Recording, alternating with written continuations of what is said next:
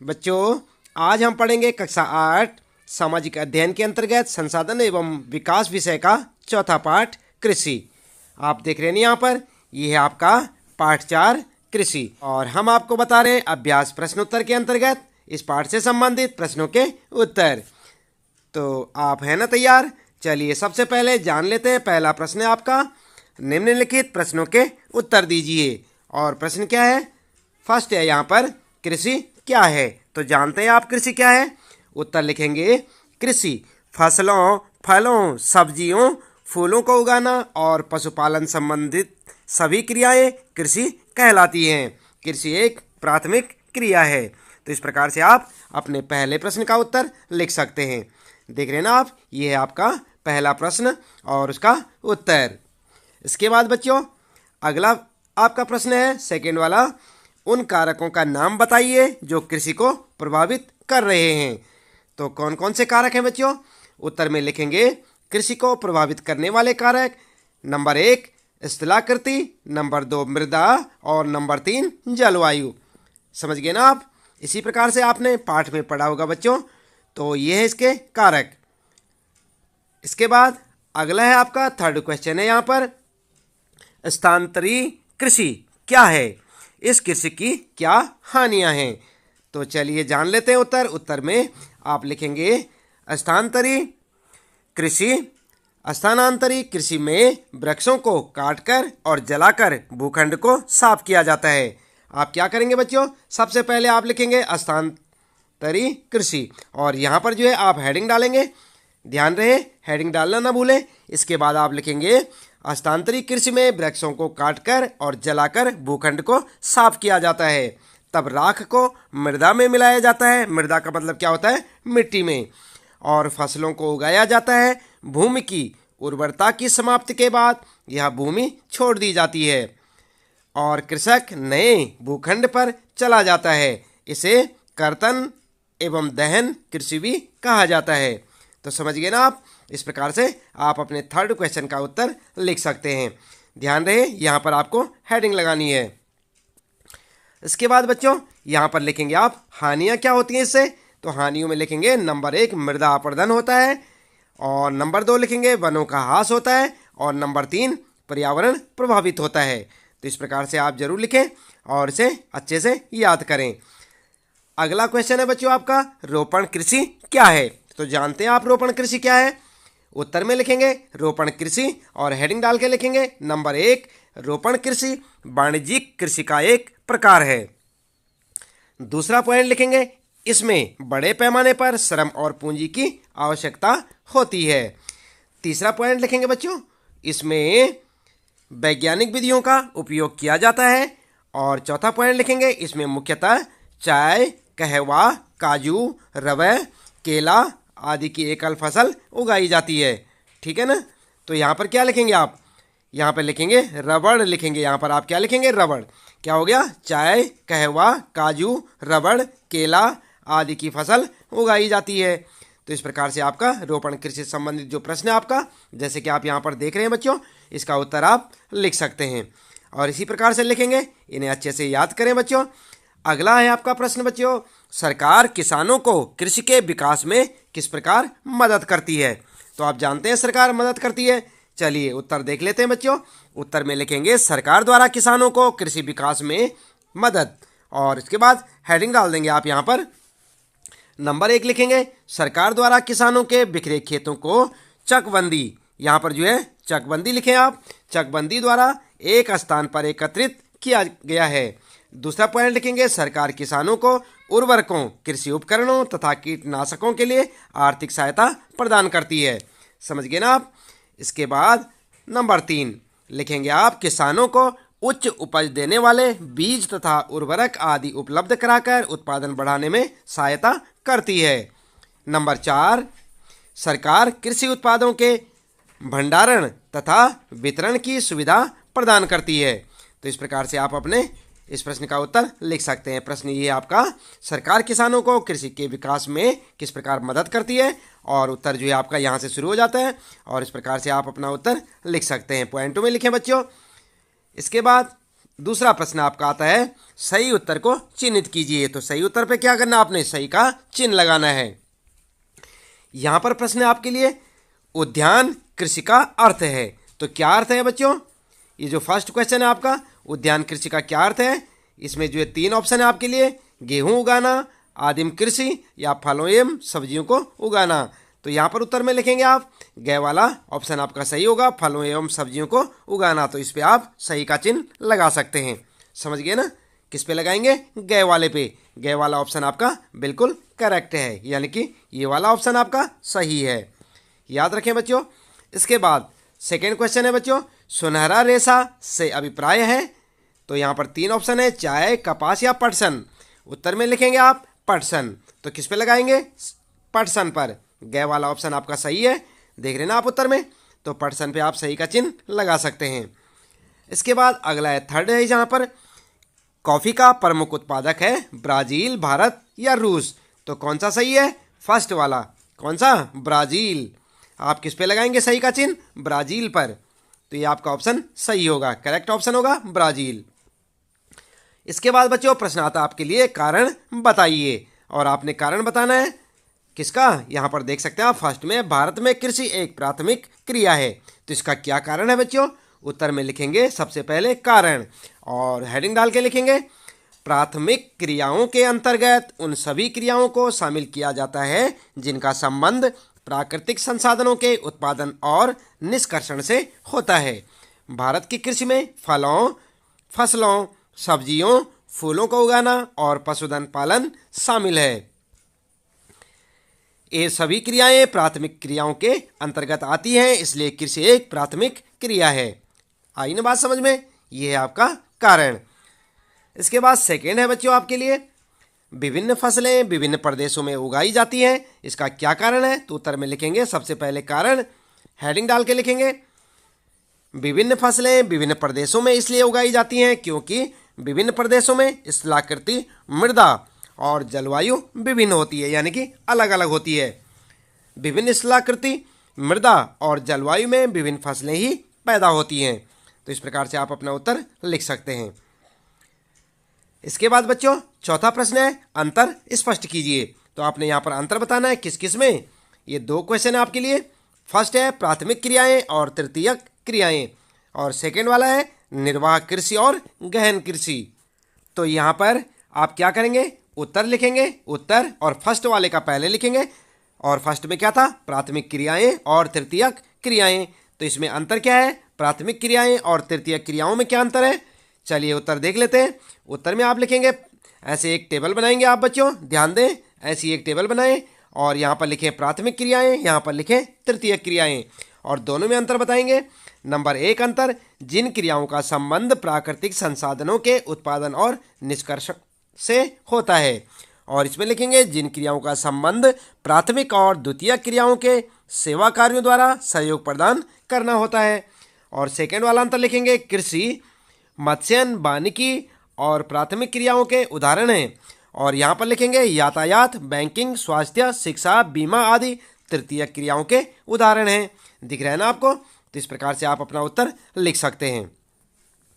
ये हो गया प्राथमिक क्रियाएं और तृतीयक क्रियाओं में अंतर में। उसके बाद सेकंड वाला है अंतर बताने के लिए निर्वाह कृषि और गहन कृषि में अंतर बताइए।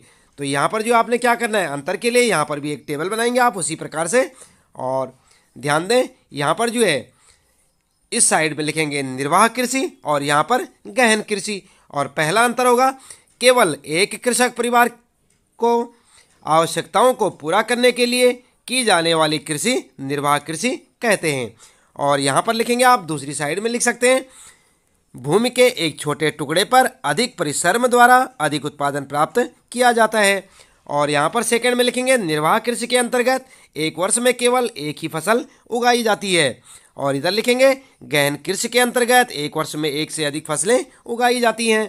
थर्ड में लिखेंगे इसमें कृषि के परंपरागत तरीके उपयोग में लाए जाते हैं। और यहाँ पर लिखेंगे इसमें प्रति इकाई पूंजी और श्रम की मात्रा अधिक होती है। तो आइए ना बात समझ में कैसे आप अंतर लिख सकते हैं। इस प्रकार से आप अंतर बता सकते हैं। ठीक है बच्चों। अब इसके बाद यहाँ पर जो है अगला प्रश्न आपके लिए क्रियाकलाप से संबंधित प्रश्न है, एक्टिविटीज का प्रश्न है ये। और यहाँ पर क्या पूछा है, बाजार में उपलब्ध गेहूं, चावल, ज्वार, बाजरा, रागी, मक्का, तिलहन और दलहन के बीजों को एकत्र कीजिए। तो आप ये बाजार से ले सकते हैं, उन्हें कक्षा में लाइए, आप अपनी कक्षा में ले जाइए और पता लगाइए कि वे किस प्रकार की मृदा में उगते हैं। तो आप ये अपने क्लास टीचर से पूछ सकते हैं, अपने सब्जेक्ट टीचर से पूछ सकते हैं। और ये सारे जो है जितने भी यहाँ पर रखे हुए हैं, चावल, ज्वार, बाजरा, गेहूँ, इन सब का बीज जो है क्लास में आप लेके जा सकते हैं। इसके बाद यहाँ पर जो है सेकंड है, पत्रिकाओं, पुस्तकों, समाचार पत्रों और इंटरनेट के संग्रहित चित्रों के आधार पर संयुक्त राज्य अमेरिका और भारत के किसानों की जीवन शैली के मध्य अंतर पता कीजिए। तो यहाँ पर जो है आपने इन सब चीज़ों का सहारा लेना है, पत्रिकाओं, पुस्तकों, समाचार पत्रों, इंटरनेट आदि से, और इसमें जीवन शैली में अंतर बताना है। किसमें? संयुक्त राज्य अमेरिका और भारत के किसानों की जीवन शैली में।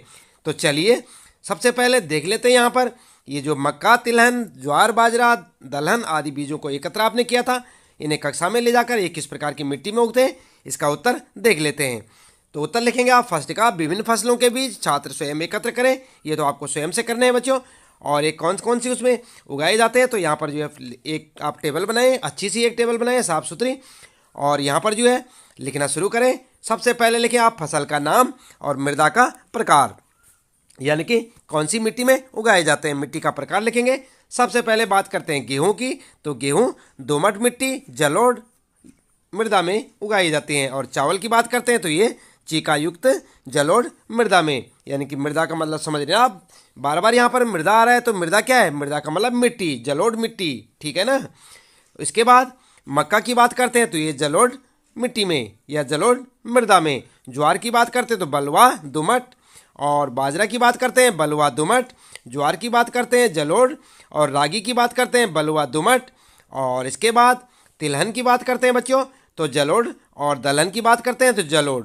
तो इस प्रकार से आप जो मिट्टियों के नाम लिख सकते हैं, चाहे अपने सब्जेक्ट टीचर से पूछ के लिख सकते हैं और चाहे यहाँ से देख के, बिल्कुल ऐसे आप लिखेंगे फर्स्ट का आंसर।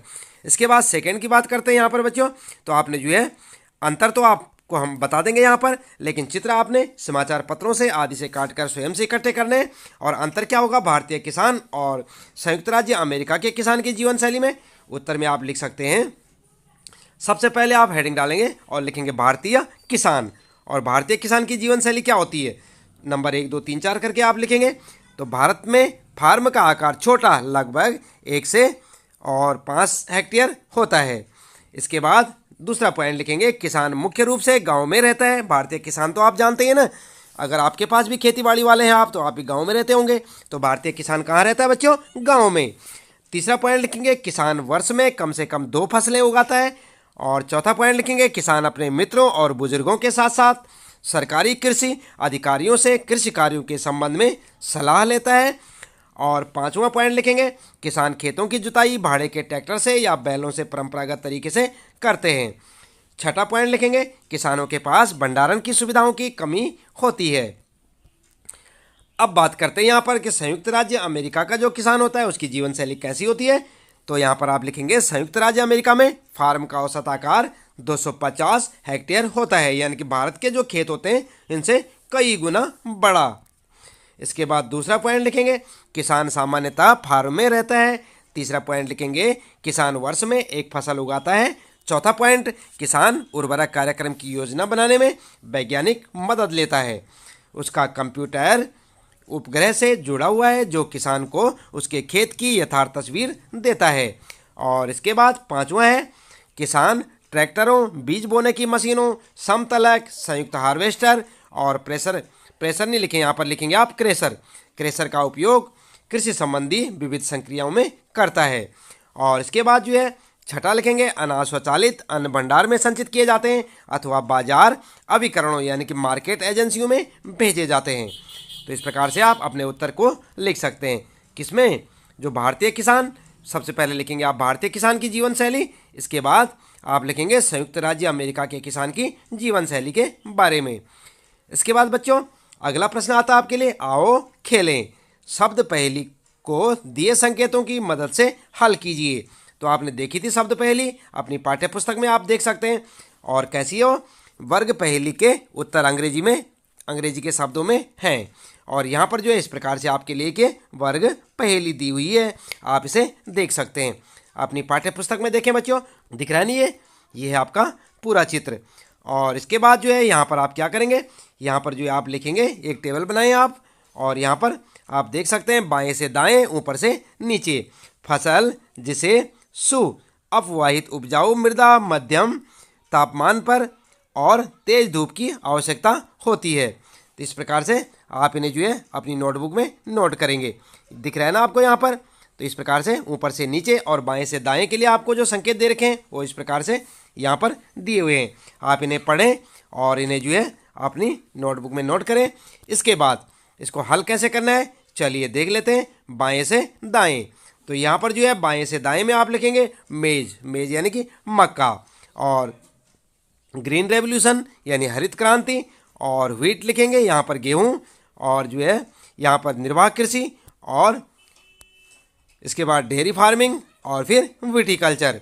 कैसे लिखेंगे, बाएं से दाएं। आप समझ गए ना, बाएं से दाएं यानी कि बायां कहाँ होता है आपका, यहाँ से और शुरू करके इधर को, ठीक है।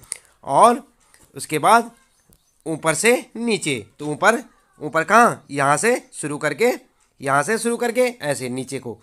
तो यहाँ पर लिखेंगे मिलिटेस, स्थानांतरित कृषि, एग्रीकल्चर, हॉर्टिकल्चर, कपास, और उसके बाद रोपड़ कृषि, जूट, चावल, और प्राथमिक क्रियाएं या प्राथमिक क्रिया।